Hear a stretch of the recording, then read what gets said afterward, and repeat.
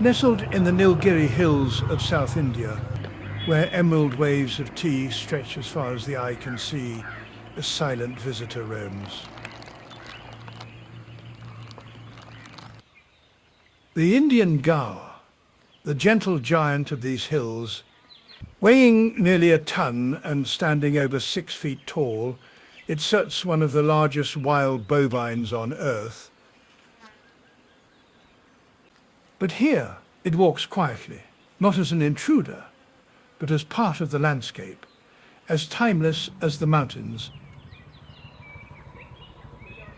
In the tea-scented silence of Nilgiri, the wild and the cultivated exist, not in conflict, but in balance.